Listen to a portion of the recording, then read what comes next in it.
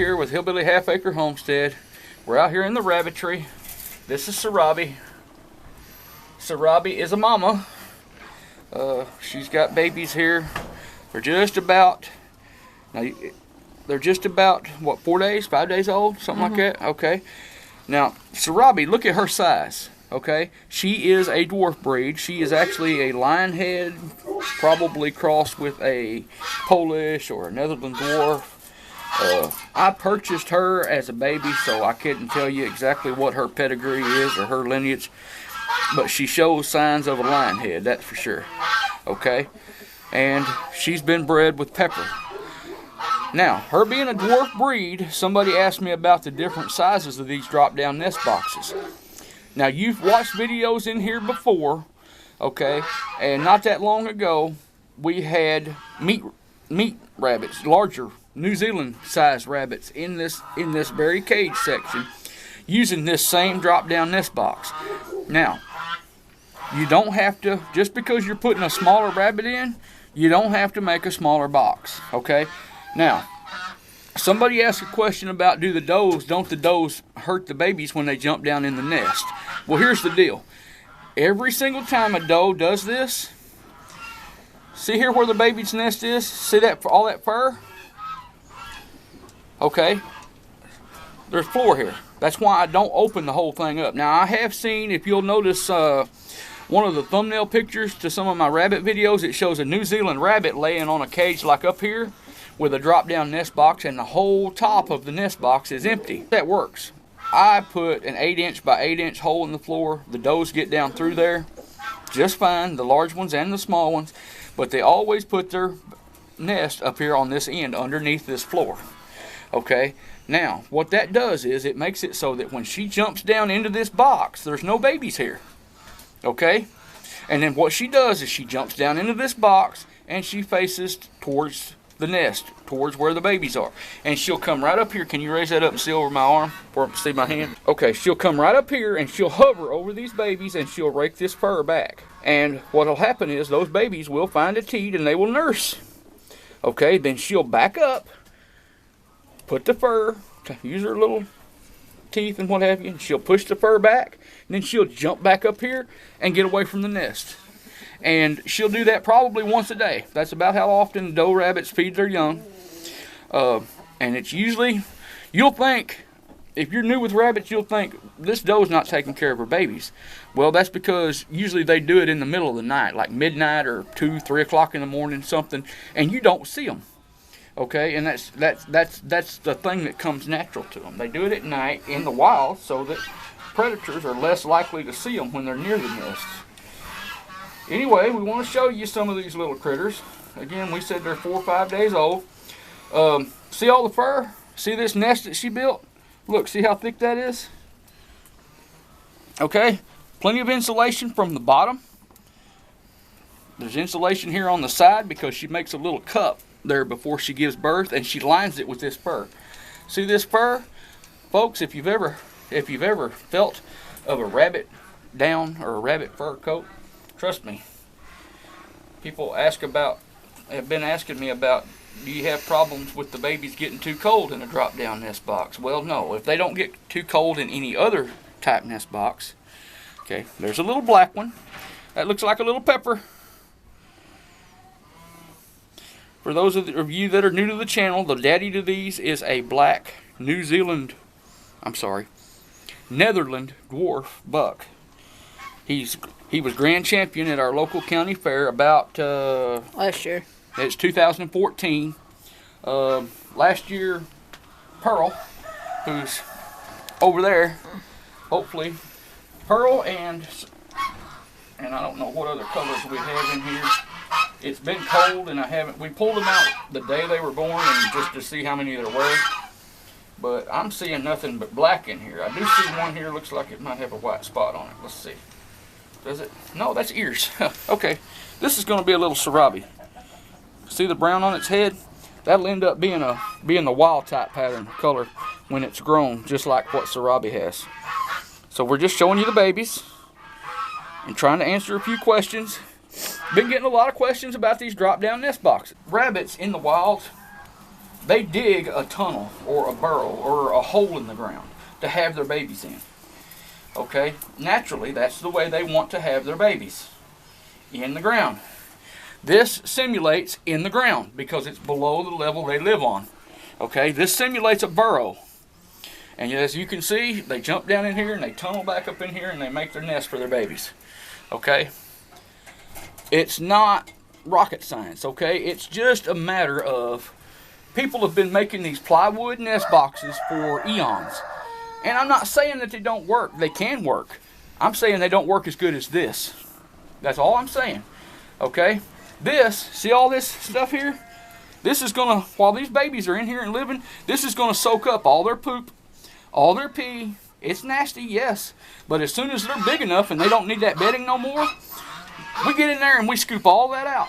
And there's nothing but bare wire here. Okay? Now, if you're using a plywood nest box, the only way you can do what I just said we're going to do is burn the nest box. And then you're out the expense of building another one. You don't have that problem here because the bedding is what you throw away. The box stays there. This wire is not porous.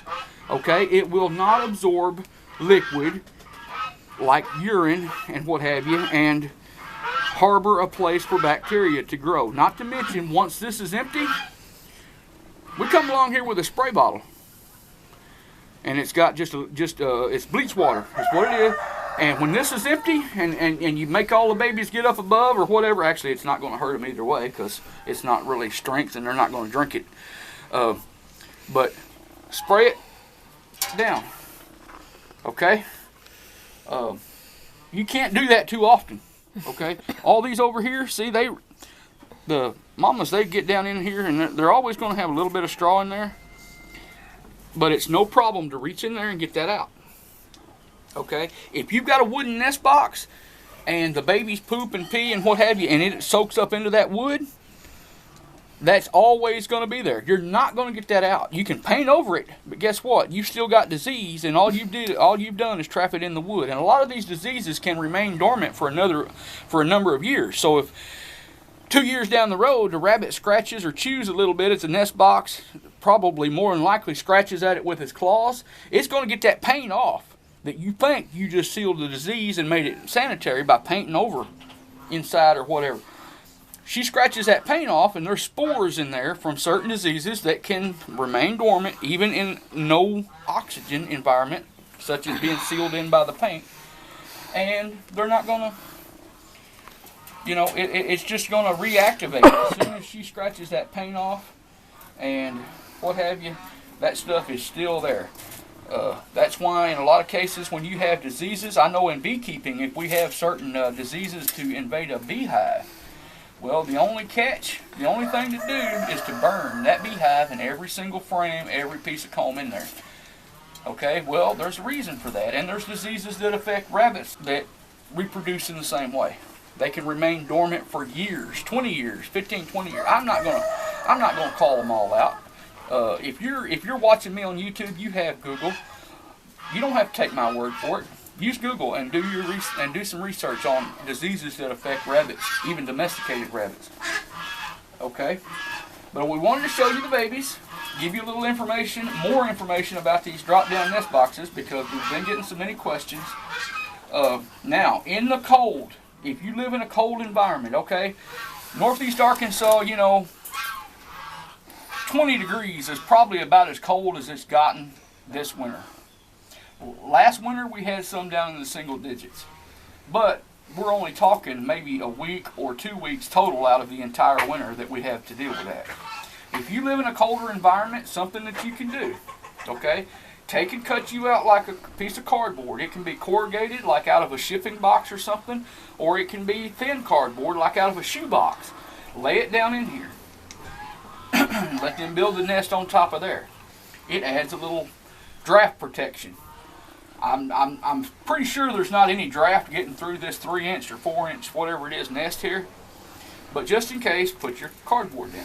Take and cut you out a piece of cardboard and stand it up inside there against the sides. And put you just enough bedding material in there to get them started. They'll put it where they want it, but you put it in there to hold the cardboard up against the sides. That way, You don't have to fasten it in there. The bedding holds it in place. Okay? And then when it comes time, the cardboard comes out with everything else. And then all you're left with is this cage. Now the babies, once they get to a point that we take this cage out, the babies will still use this. But they've grown up enough and they got enough hair and are able to regulate their own body temperature that it doesn't matter. They'll get in that box, they'll huddle together at night if it's a little chilly. But they've got the same coat that their mama's got, and their mama doesn't live in a nest box. They live in a pile of straw. So once they get old enough, they're furred out good. They can regulate their own body temperature. Well, that's all you got to worry about. After that, I mean, as far as keeping them warm, right now they're in a nest. Okay, and when you can tell usually that they're going to be okay, Mama will stop putting that fur back over when she comes to feed them. When they're old enough or when it's warm enough that. So you just pay attention to what the doe's doing and mimic what she's doing. Of course, sometimes that can, sometimes you have a bad doe. When you have a bad doe, don't keep reproducing that doe. Get rid of that doe and replace it with a different one. The next one, it might be better, it might be worse, but you just keep weeding through them. Of course, we also keep rabbits of our own. Ginger down here, in the second section, she's a second generation. She's Velveteen. She's Velveteen's baby from her litter last February.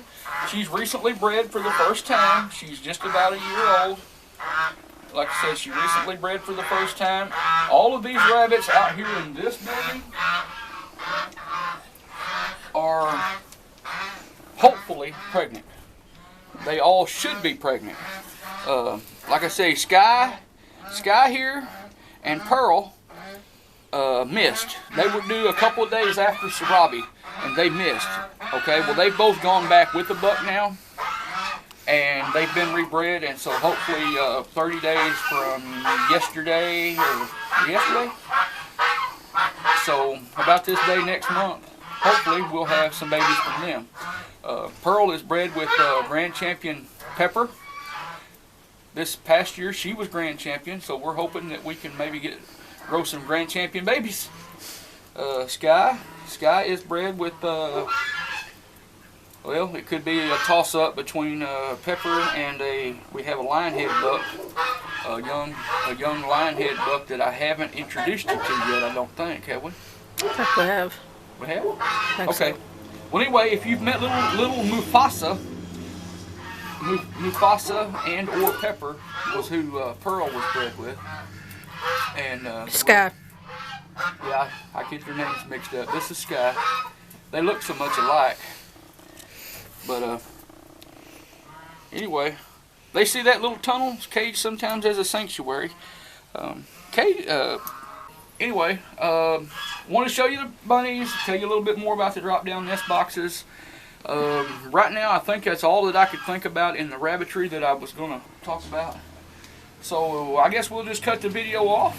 Thank y'all for watching. I hope this is helpful. I hope it added a little bit of more information to other videos that we've had about this subject. I'm not trying to beat a dead horse to death. Once a dead horse is dead, it's dead, But it's adding information. It's not just making videos about the same thing over and over and over.